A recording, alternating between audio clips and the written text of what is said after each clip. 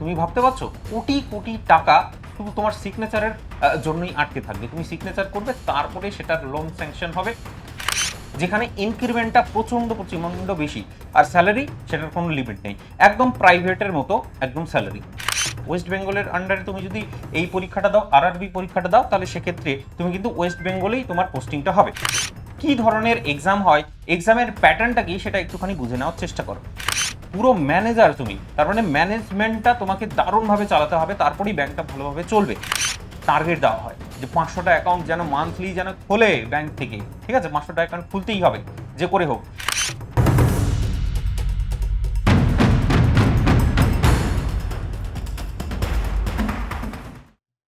সরকারি চাকরির স্বপ্নটা আমরা হয়তো ছোটবেলা থেকেই দেখে আসছি, কিন্তু আমাদের কাছে কি আদেও সব থেকে সেরা লেভেলের যেটা সরকারি চাকরি সেটার ইনফরমেশনটা আছে? আজকে নতুন একটা ভিডিওতে ড্রিম বাংলা সিরিজের এপিসোড 3 এ আমরা আলাপ আলোচনা করছি এমন একটা চাকরি সম্পর্কে, যে চাকরিটা তুমি যদি পেয়ে যাও তোমার আন্ডারে, তুমি ভাবতে পারছো কোটি কোটি টাকা শুধু তোমার সিগনেচারের জন্যই আটকে থাকবে। তুমি সিগনেচার করবে, তারপরে সেটার লোন স্যাংশন হবে। লোকেরা তোমার ব্যাংকে আসবে, ব্যাংকে আসার পর নিজের অ্যাকাউন্ট খুলবে। বিভিন্ন রকম তোমার হচ্ছে আধার রিলেটেড কাজ হতে পারে, অথবা তোমার হচ্ছে ট্রানজাকশন রিলেটেড কাজ হতে পারে। সমস্ত ব্যাংকের যত যাবতীয় কাজ, পুরো সিস্টেমটা শুধু আর শুধুমাত্র তোমার হাতে থাকবে। কতটা পাওয়ারফুল জব তুমি খুব ভালো করে বুঝতে পারছো আজকের এই ভিডিওতে যে জব সম্পর্কে আলোচনা করতে চলেছি। অলরেডি বুঝতে পেরে গেছো, আজকে আমরা ডি বাংলা সিরিজে আলোচনা করতে চলেছি হচ্ছে ব্যাংক জব সম্পর্কে। ব্যাংক জব সম্পর্কে মানে পুঙ্খানুপুঙ্খ এমন আলোচনা, চুলচারা বিশ্লেষণ করব সমস্ত কিছু। জবের রোলটা কি থাকবে, তোমার কি কি কাজ করতে হবে সেখানে গিয়ে। এছাড়া পজিটিভিটি অবশ্যই থাকবে, তার সাথে নেগেটিভিটিও অবশ্যই আছে প্রত্যেকটা জবের ক্ষেত্রেই, সেগুলো নিয়ে আলাপ আলোচনা করব। তো তোমার একদম পুরোপুরি ক্রিস্টাল ক্লিয়ার হয়ে যাবে যে তুমি আদতেও এই ব্যাংক জব করার জন্য যোগ্য কিনা, বা তুমি অ্যাজ এ পার্সন তুমি সেটা মন থেকে চাও কিনা, সেই জিনিসটা তোমার কাছে ক্লিয়ার হয়ে যাবে। আর ড্রিম বাংলা সিরিজের সেটাই উদ্দেশ্য, একদমই তোমাকে নেগেটিভ করা নয়। এখানে একদম মানে আফটার জব পাওয়ার পরে কি কি ধরনের সমস্যা তোমাকে ফেস করতে হতে পারে, কি ধরনের কাজ তোমাকে করতে হতে পারে, সমস্ত কিছু পুঙ্খানুপুঙ্খ তথ্য তোমার সামনে তুলে ধরা। চলো তাহলে without any wasting time episode 3 আমরা শুরু আরম্ভ করছি আজকের এই ভিডিও। চলো প্রথমেই আগে যেটা বলবো সেটা হচ্ছে ব্যাংক জবে মূলত দুটো জব হয়। একটা হচ্ছে তোমার ব্যাংকের পিও হয়, আর একটা হচ্ছে তোমার ব্যাংকের ক্লার্ক হয়। এই দুটো জবই হচ্ছে মূলত ব্যাংক এক্সামে হয়ে থাকে। এছাড়া আরো বিভিন্ন ধরনের এক্সাম হয়, বিভিন্ন ধরনের নিয়োগ করা হয়, সেগুলো কিন্তু অতটা বেশি ইম্পর্টেন্ট না। মেজরিটি ভ্যাকেন্সি পিও এবং ক্লার্কেই আসে। আর প্রতি বছর ইন্টারেস্টিং ব্যাপারটা হচ্ছে যে এই ব্যাংক জবগুলো প্রতি বছর হয়, সিস্টেমেটিক্যালি হয়, আর খুবই তাড়াতাড়ি নিয়োগ হয়। সো দারুণ হচ্ছে চাকরি এই ব্যাংক জবগুলো। আর স্যালারিটা যদি শুনে নাও তাহলে তুমি দারুণভাবে মোটিভেটেড হয়ে যাবে এই ব্যাংক জব সম্পর্কে। ঠিক আছে, কারণ পিওদের যে স্যালারিটা, যারা জয়েন করবে প্রথমে সঙ্গে সঙ্গে হচ্ছে ৮০,০০০ টাকা বেতন তাদের শুরু হয়ে যাবে। মানে ইনিশিয়ালি ৮০,০০০ টাকা, তার মানে বুঝতে পারছো প্রমোশন পেতে পেতে কি অবস্থা হবে। তারপরে তো হাউস রেন্টের সেই চার্জেস গুলো আছে, সেগুলো তোমার ব্যাংক বহন করবে। এছাড়া আরো বিভিন্ন ধরনের অ্যালাওয়েন্স তারা পেয়ে থাকে। চলো আলোচনা করি জিনিসগুলো। তো প্রথমে ব্যাংক পিও সম্পর্কে একটু জেনে নাও বিষয়গুলো। তো ব্যাংক পিওর ক্ষেত্রে তুমি দেখার চেষ্টা করো যে এই ব্যাংক পিওরা আসলে কি কি ধরনের কাজ করে। যেমন ব্যাংকের মধ্যে বিভিন্ন ধরনের কাজ থাকে। হচ্ছে প্রথম কাজটা যদি বলি, তাহলে কাস্টমারের অ্যাকাউন্ট এবং হাই ভ্যালু ট্রানজাকশন গুলোকে হ্যান্ডেল করা। মূলত সে হ্যান্ডেল করবে না, মূলত সে তোমার বলতে পারো যে ম্যানেজ করবে, বা যারা হচ্ছে ম্যানেজ করছে অন্যান্যদের ইনস্ট্রাকশন দেবে, সেই কাজটা মূলত তারা করে। ঠিক আছে, অথবা ধরো কোটি কোটি টাকা আছে কোনো অ্যাকাউন্টে, সেটা সেই ব্যাংক অ্যাকাউন্টটা সে নিজেই হচ্ছে হ্যান্ডেল করে। এমন কিছু কিছু ব্যাংকের শাখা আছে যেখানে কোটি কোটি টাকা লেনদেন হয়। কিছু কিছু বড় ধরনের ব্যবসায়ী আছে, তাদের অ্যাকাউন্টগুলো এই যে ব্যাংকের যে পিও হয়, যারা পিও পরীক্ষা বেসিক্যালি পাস করে, তারা গিয়ে সেগুলোকে ম্যানেজ করে, তারা গিয়ে সেগুলোকে হ্যান্ডেল করে, ট্রানজাকশনগুলো বেসিক্যালি সে দেখে। ঠিক আছে, তারপরে লোন অ্যাপ্রুভালের যে প্রপোজালগুলো থাকে, সেগুলোর ভেরিফিকেশন ট্রানজাকশন, ধরো কোটি কোটি টাকার লোন অ্যাপ্রুভ হচ্ছে, লক্ষ লক্ষ টাকার লোন অ্যাপ্রুভ হচ্ছে, সেক্ষেত্রে তোমার যে ভেরিফিকেশন করতে হবে আদৌ সে লোনটাকে ফিরিয়ে দিতে পারবে কি পারবে না, ইন্টারেস্ট পে করতে পারবে কি পারবে না, সমস্ত কিছু তাকে ভেরিফাই করতে হবে, তারপরে তাকে স্যাংশন করতে হবে। ঠিক আছে, এই সমস্ত কাজগুলো করে। তারপরে হচ্ছে ব্যাংকের যে বিভিন্ন ধরনের অপারেশন ম্যানেজমেন্ট থাকে। বুঝতে পারছো, ব্যাংকের যে একটা সিস্টেমেটিক্যালি চলে, অনেকগুলো লোক কাজ করে। তুমি কোনো ব্যাংকে গেলেই তুমি খুব ভালো করে দেখতে পারবে যে সেখানে ম্যানেজমেন্টের পুরো দায়িত্বটা কে কি কাজ করবে, কার কি কাজ, হ্যাঁ সমস্ত কিছু এই ব্যাংক পিওকেই হচ্ছে নির্দেশ দিতে হয় বেসিক্যালি। ঠিক আছে, যারা ম্যানেজার হয়। তো স্টাফ তোমার হচ্ছে সুপারভিশন, যেটা অলরেডি আমি তোমাকে বললাম ম্যানেজমেন্টের ব্যাপারটা। তারপরে হচ্ছে recovery and risk management. Recovery risk management basically একটা এনপিএ বলে মানে টার্ম আছে, এনপিএ নন পারফর্মিং অ্যাসেট, সেটা যেন বেশি না হয়ে যায়। যদি বেশি হয়ে যায় তাহলে কিন্তু ব্যাংক ফেল করে যাবে, সেটাকে মেনটেন করা, ঠিক আছে। সবাই যেন রীতিমতো তোমার ইন্টারেস্টটা যেন, লোনের যে ইন্টারেস্টটা, কারণ লোন সিস্টেমের উপরেই ব্যাংক চলে, তো সেই জন্যে তাকে সেই রিস্ক ম্যানেজমেন্টটা প্রপারলি করতে হয়, এনপিএটাকে ম্যানেজ করতে হয় প্রত্যেকটা ব্যাংকের যে পিও থাকবে, ম্যানেজার থাকে। ফিউচারের যে ম্যানেজারের যে ট্রেনিংগুলো হয় তারাও সেই ট্রেনিংগুলোও কিন্তু এরাই হ্যান্ডেল করে, ঠিক আছে। তো বাকি এরপর ধীরে ধীরে আলোচনা করছি। তারপরে একটুখানি দেখে নাও যারা ব্যাংকের ক্লার্ক হয়, ঠিক আছে, দুটো এক্সাম। তো যারা ব্যাংকের ক্লার্ক হয় তারা, তাদেরকে কি কি ধরনের কাজ করতে হয় সেটাও কিন্তু পরপর এখানে লেখা আছে। চলো তাহলে এক এক করে জিনিসটা দেখি।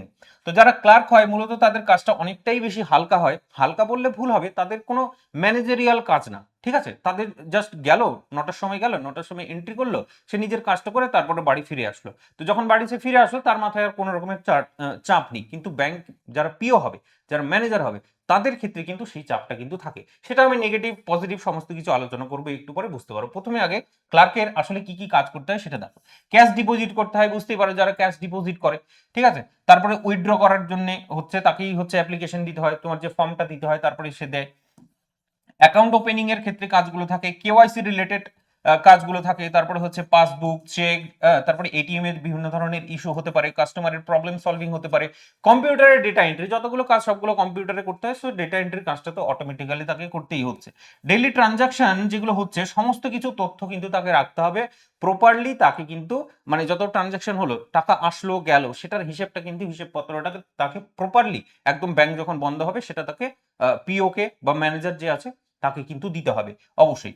তার মানে তুমি দেখতে পাচ্ছ যে ব্যাংকের ডেইলি পাবলিক ডিলিং এর যে ব্যাকবোন সেটা হচ্ছে তোমার ক্লার্ক। পাবলিক ডিলিং বুঝতে পারছো তো, বাইরে থেকে যত লোকজন আসবে কারা হ্যান্ডেল করবে? সবাই কি ম্যানেজারের রুমে গিয়ে যায়? একদমই যায় না। তারা বেসিক্যালি এই যে ক্লারিক্যাল পোস্টে যারা যারা থাকে তাদের সঙ্গেই হচ্ছে তোমার লেনদেনটা করে নেয়, ঠিক আছে। তাহলে এটা হলো তোমার মূলত মেইনলি হচ্ছে তোমার ডেস্ক জব, আর তোমার হচ্ছে কাস্টমার সার্ভিস জব। আশা করছি তুমি বুঝতে পেরেছো কি কি ধরনের কাজ তোমার হচ্ছে করতে হচ্ছে ব্যাংকের ক্লার্কদের। এবার একটুখানি দেখে নি যে স্যালারিটা কি, পোস্টিংটা কি, গ্রোথটা কি, কার কেমন কি, সেটা একটুখানি দেখে নেওয়ার চেষ্টা করি। কেউ ধরো ব্যাংকের ক্লার্ক হিসেবে যোগদান করলো, তার বেতনটা তুমি দেখতে পাচ্ছ, তার বেতনটা মোটামুটি 30,000 প্লাস মাইনাস হতে পারে, ঠিক আছে। যারা ব্যাংক পিও হিসেবে যোগদান করে তারা হচ্ছে তুমি দেখতে পাচ্ছ এখানে 50,000 60,000 টাকা এখানে লেখা আছে, কিন্তু সেটা অনেকটাই অনেকটাই বেশি হয়, ঠিক আছে, এর থেকেও অনেকটাই বেশি।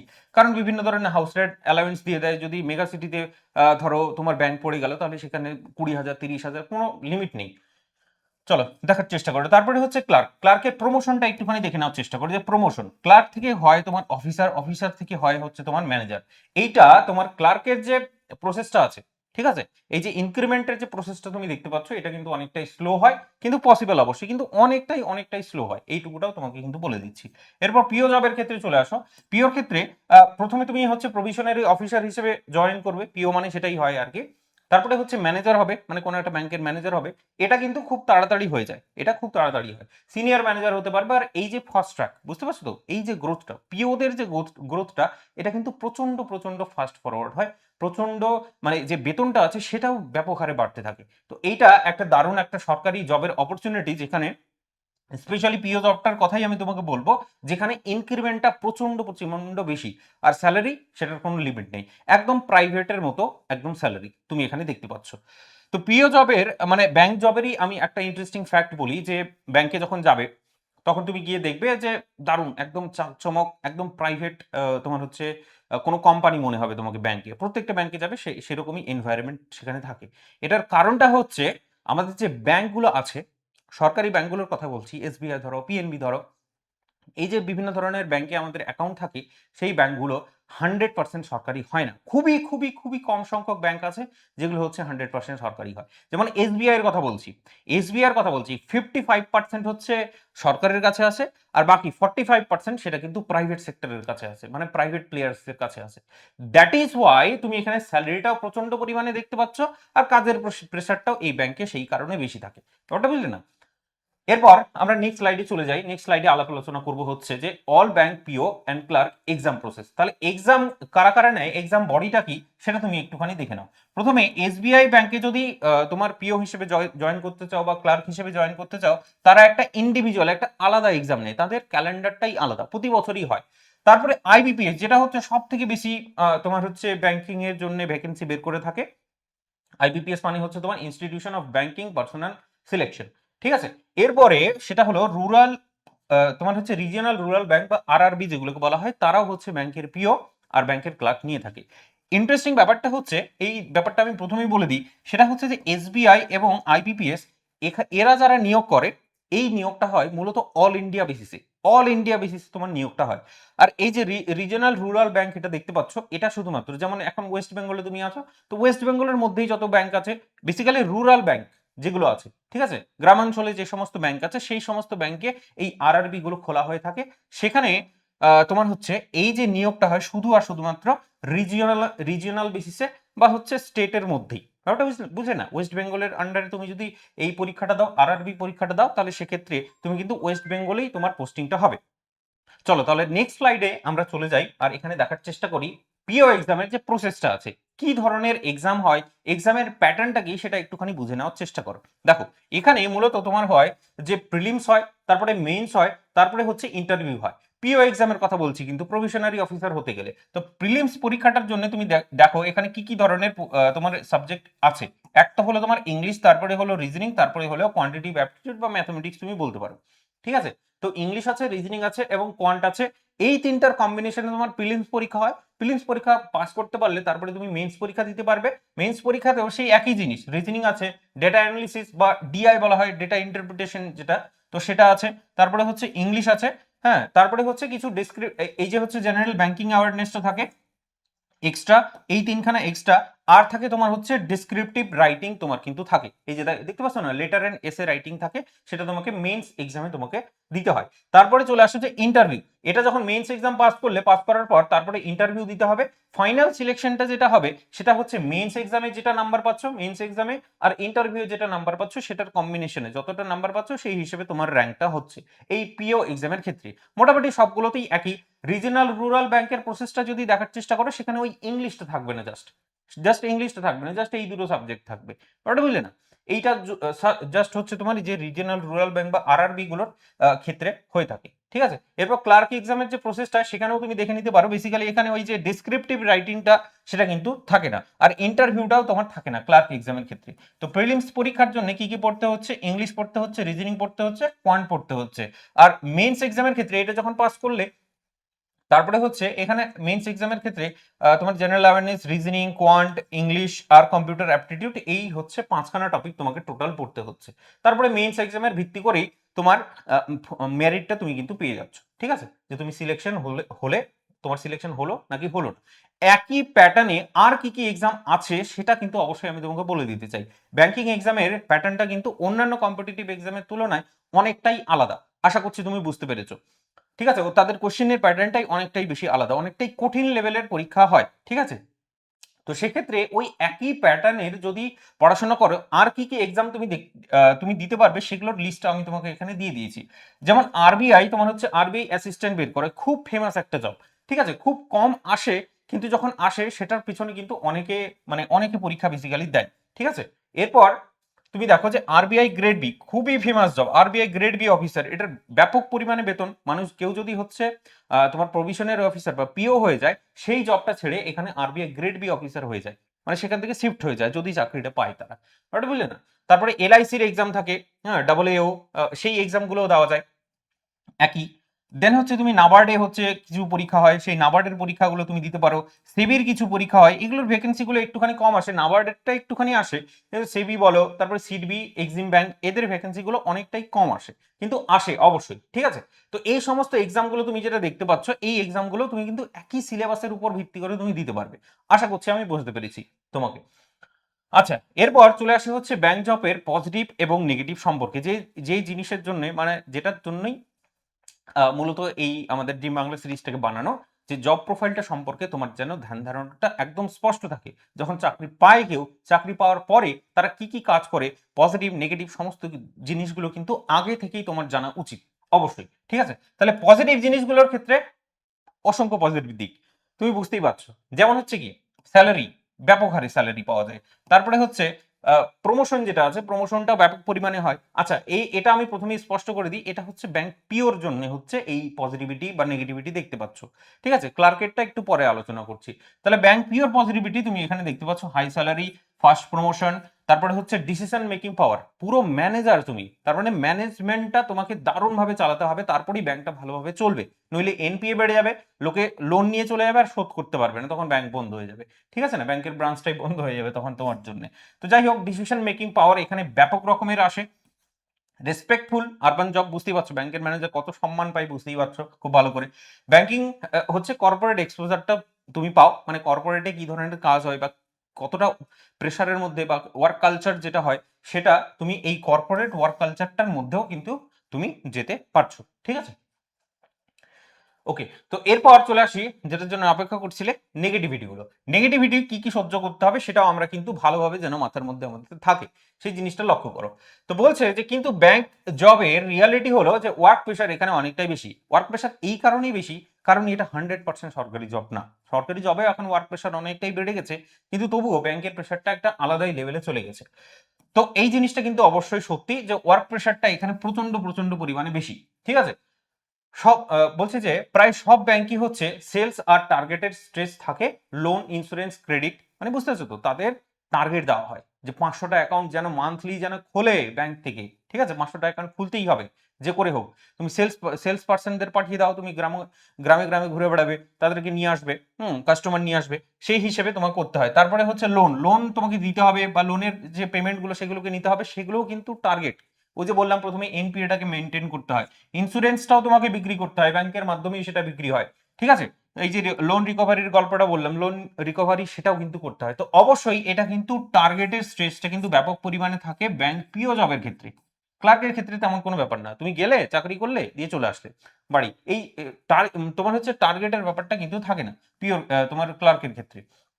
ট্রান্সফার, এটা কিন্তু বড় সমস্যা অনেকের ক্ষেত্রে হতে পারে। ট্রান্সফারটা কিন্তু ফ্রিকোয়েন্ট ট্রান্সফার, এই যে দেখতে পাচ্ছ 2-3 বছরে একবার একবার জায়গা বদল স্বাভাবিক। বুঝতে পারছো, মানে 2-3 বছরে এক জায়গা থেকে আরেক জায়গায় তোমাকে পাঠিয়ে দেবে। পিওদের ক্ষেত্রে বলছি, যারা ম্যানেজার হয় একটা জায়গায় থাকে না, কারণ এক জায়গায় তারা যদি থেকে যায় 5 বছর ধরে থেকে যায়, সেখানে করাপশন তৈরি করে নিতে পারে। সেই কারণে তাদেরকে ফ্রিকোয়েন্টলি ট্রান্সফার করতে থাকে, এই ব্যাংক থেকে সেই ব্যাংক, সেই ব্যাংক থেকে সেই ব্যাংক।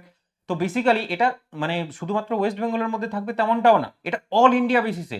ধরো পাঞ্জাবে কেউ চাকরি করছে, চলে গেল উত্তরপ্রদেশ, উত্তরপ্রদেশে চাকরি করছে, চলে গেল কেরালা, তারপর 2 বছরে। তো এইভাবে ট্রান্সফার গুলো হয়, অল ইন্ডিয়া বেসিসে তোমার ট্রান্সফারটা হয়। সেই কারণে এটা একটু প্রবলেমেটিক হয়ে যায় এই ব্যাংক পিও জবটা অনেকের কাছে। আবার অনেকের কোনো ব্যাপার না, চলে গেলাম, কারণ ব্যাংক প্রচন্ড পরিমাণে বেতন দেয়। আর তুমি যেখানে যাবে সেখানে থাকার খরচ থেকে শুরু করে যাতায়াতের খরচ থেকে শুরু করে সমস্ত কিছু ব্যাংক প্রোভাইড করে দেয়। ঠিক আছে, সেই কারণে অনেকের সমস্যা হয় না এটা। চলো, তো এটা একটা নেগেটিভ দিক অবশ্যই আছে, তোমাকে মাথার মধ্যে রাখতে হবে। ওয়ার্কিং আওয়ার যদি বলে তাহলে সেটা হচ্ছে তোমার প্রচন্ড পরিমাণে লং। বুঝতে পারছো, কিছু কিছু ব্যাংক দেখবে যে রাত 9টার সময় গিয়ে বন্ধ হচ্ছে। ঠিক আছে, কেন? কারণ তাদের এই যে টার্গেট দেওয়া হয়, দ্যাট ইজ ওয়াই। তো এই যে ওয়ার্কিং আওয়ারটা আছে এটা কিন্তু ফিক্সড না এই পিওদের ক্ষেত্রে, ক্লার্কদের ক্ষেত্রে কিন্তু ফিক্সড সেটা। ঠিক আছে, ব্যাংক সময় হলো সে চলে আসলো। তারপরে হচ্ছে কি যে অফিসিয়াল টাইম শেষ হলে তোমার হচ্ছে কাজ অনেক অনেক সময় হচ্ছে তোমার শেষ হয় না, সেই কারণে ওয়ার্কিং আওয়ারটা বেশি। আর সবচেয়ে বড় চ্যালেঞ্জ হচ্ছে পাবলিক ডিলিং প্রেশার। বুঝতে পারছো, বিভিন্ন রকম লোক তোমার তোমার কাছে আসবে, যারা ব্যাংক ম্যানেজার হয় মূলত বড় বড় পাওয়ারফুল লোক তোমার উপরে প্রেশার ক্রিয়েট করার চেষ্টা করবে। ধরো তোমার পলিটিক্যাল লোকও হতে পারে, এই যে দেখো পলিটিক্যাল লোকও তোমার লিখা আছে, তো পলিটিক্যাল লোকও হতে পারে, সে এসে তোমার উপর প্রেশার ক্রিয়েট করছে, লোনটাকে অ্যাপ্রুভ করতেই হবে নইলে তোমার অবস্থা খারাপ আছে। এই সমস্ত জিনিসগুলো কিন্তু দারুণভাবে হ্যান্ডেল করতে হবে, সুন্দর করে হ্যান্ডেল করতে হবে। তো এই সমস্ত চ্যালেঞ্জগুলো তুমি নেগেটিভিটি গুলোর মধ্যে দেখতে পাবে অবশ্যই। আর প্রত্যেকটা চাকরির ক্ষেত্রেই এই নেগেটিভিটি আছে ডেফিনেটলি। জবের প্রোফাইলটা প্রপারলি আমি ভালোভাবে তোমাকে বুঝিয়ে দেওয়ার চেষ্টা করলাম। আশা করছি তুমি সবকিছু স্পষ্টভাবে বুঝতে পেরেছো। তোমাকে ডিসিশন নিতে হবে, ডিসিশন নিতে তুমি যেন মানে তোমার যেন সুবিধা হয়, সেই কারণেই ড্রিম বাংলা সিরিজ আমাদের চলছে। সিরিজটা কেমন লাগছে সেটা কিন্তু অবশ্যই জানাবে। ঠিক আছে, তো নেগেটিভিটির পরে অবশ্যই একটু কম্পারিজনটা না করে দিলেই হয় না, কম্পারিজন করতে আমরা তো খুবই ভালোবাসি, কি বলো? সেই কারণে তো আমাদের হুম, সিরিয়াল হলো সব থেকে ফেমাস। তো ফিচারের ক্ষেত্রে তুমি দেখো ব্যাংক ক্লার্ক এবং হচ্ছে ব্যাংক পিও, এই দুটোকে আমি কম্পারিজনটা করব খুব সুন্দর করে, দেখার চেষ্টা করো। প্রেসার, প্রথম বক্তব্য হচ্ছে যে প্রেসার কোনটাতে কম প্রেসার হবে, বুঝতে পারছো, ক্লার্কের হচ্ছে কম প্রেসার, অনেকটাই কম প্রেসার, বেতন অর্ধেক, তো প্রেসার কম হবেই। পিওর ক্ষেত্রে কিন্তু প্রেসারটা প্রচন্ড পরিমাণে বেশি। স্যালারির ক্ষেত্রে দেখো এটা হচ্ছে মাঝারি, এটা কিন্তু অনেকটাই বেশি, ঠিক আছে। তারপরে ওয়ার্কটা তুমি যদি দেখার চেষ্টা করো, এটা হলো রুটিন এবং পাবলিক ডিলিং ওয়ার্ক, ঠিক আছে। তোমাকে কোনো ডিসিশন মেকিং নিতে হবে, ম্যানেজারিয়াল কাজ করতে হবে না, ম্যানেজ করতে হবে না কোনো কিছু, তুমি জাস্ট নিজের কাজটা করে দাও, তোমার কাছে লোক আসলো, কাজ করে দিলে, তুমি বাড়ি চলে গেলে। কিন্তু পাবলিক ডিলিংটা অবশ্যই আছে তোমার এই জায়গাটায়, ঠিক আছে। এরপর চলে আসি হচ্ছে ব্যাংক পিওর জায়গাটায়, সেটা হচ্ছে যে ম্যানেজমেন্ট এবং ডিসিশন মেকিং জব। তোমার ডিসিশনের উপর ভিত্তি করে ব্যাংকটা চলতেও পারে, খুব ভালো চলতে পারে, আবার বন্ধ হয়ে যেতে পারে। তো দ্যাট ইজ দ্য কেস। তো প্রমোশন দেখো, এটাতে কিন্তু ব্যাংক ক্লার্কের ক্ষেত্রে এটা বলার ছিল, প্রমোশনটা খুবই খুবই স্লো, খুবই স্লো। কিন্তু এইটা ঠিক যে হোম পোস্টিং পাওয়ার কিন্তু সম্ভাবনাটা বেশ ভালো থাকে এই ব্যাংক ক্লার্ক জবের ক্ষেত্রে। হোম পোস্টিং মানে হচ্ছে এলাকার মধ্যেই পোস্টিংটা পাওয়ার সম্ভাবনাটা অনেকটাই বেশি থাকে। পিও জবে একদমই থাকে না, কোথায় পোস্টিং পাবে কোনো গ্যারান্টি নেই। তাহলে বুঝতেই পারছো এখানে হচ্ছে প্রমোশনটা প্রচন্ড পরিমাণে ফাস্ট, ঠিক আছে।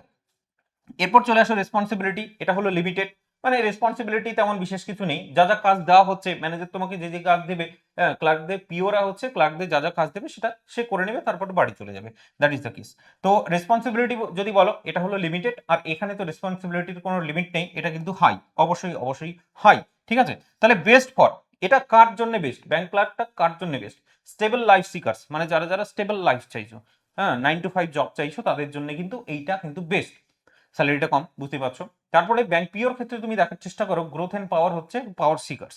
কারণ এখানে যেমন তুমি পারফরমেন্সটা যেমন করবে, ব্যাংক পিওর ক্ষেত্রে পারফরমেন্সটা যত বেশি হবে, তোমার গ্রোথটা ততটাই বেশি হবে। তুমি ভাবতে পারছো না, একদম ব্যাংকের সেরা পোস্টে, একদম টপ পজিশনেও তুমি এই জাস্ট পিও পরীক্ষা দেওয়ার মাধ্যমেই পৌঁছে যেতে পারো, আর কিচ্ছু না।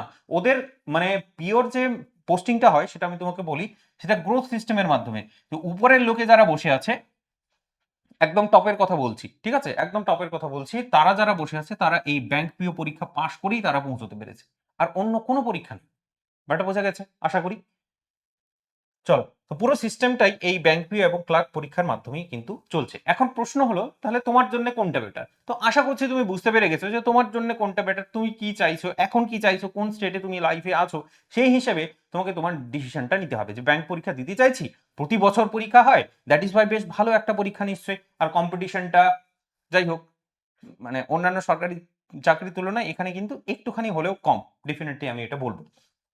কিন্তু এখন সরকারি চাকরি পাওয়া খুব মুশকিল। তো ট্রুথ হলো, স্টেবিলিটি যাদের চাই, ফিক্সড লাইফ যাদের চাই, লো প্রেশার যাদের চাই, তারা কিন্তু ব্যাংকের যে ক্লার্ক পোস্ট আছে সেটাকে নিতে পারে। যারা চাইছে ফাস্ট গ্রোথ, ফাস্ট গ্রোথ, তাদের জন্য কিন্তু এই যে পিও চাকরিটা, পাওয়ার হাই স্যালারি যাদের চাই, তারা কিন্তু এই যে পিও জবটা আছে সেটার জন্য বেশ ভালোভাবে পড়াশোনা করতে পারে। বেসিক্যালি যারা যারা পড়াশোনা করে, তারা ব্যাংক পিওর জন্যই পড়ে, আর ক্লার্কের জন্যও পড়ে, বিকজ অফ দুটোই পরীক্ষা দেয়, বিকজ অফ সিলেবাসটা একই, একদম দুটো সিলেবাস একই, ঠিক আছে। জাস্ট ইংলিশটা একটু পিওতে একটু বেশি ভালো লাগে, ঠিক আছে। বাকি বেটার জব বলে কোনো কিছু হয় না, রাইট জব আছে, সেটাই হচ্ছে আমাদের মাথার মধ্যে রাখতে হবে, যে তোমার জন্য কোনটা রাইট, সেই জিনিসটা বেশ ভালো করে তোমাকে আন্ডারস্ট্যান্ড করতে হবে, তোমার মধ্যে সেই জিনিসটাকে নিয়ে আসতে হবে, তোমাকে বুঝতে হবে, আরো 2-4টা জব সম্পর্কে জানতে হবে, তারপরে গিয়ে তুমি ডিসিশন নিতে পারবে যে আদতেও তুমি তোমার রেস্ট অফ ধরো 30 বছর বা 40 বছর এরপরে যে বাঁচবে তুমি, সেটা কোন চাকরিটা তুমি করতে চাইছো, কোন কাজটা বেসিক্যালি তুমি করতে চাইছো, সেটা সব থেকে বেশি ইম্পর্টেন্ট। চলো, দেখা হচ্ছে তাহলে নেক্সট ভিডিওটায়। আজকের গল্পটা আমরা এখানেই রাখছি। এপিসোড 3 তোমার কেমন লাগলো সেটা অবশ্যই কমেন্ট করতে ভুলবে না। আমাদের ফেসবুক পেজটাকে ফলো করে নিবে, আর এসে কম্পিটিশন বাংলা ইউটিউব চ্যানেলটাকে সাবস্ক্রাইব করে নিবে। দেখা হচ্ছে এপিসোড 4-এ। বাই।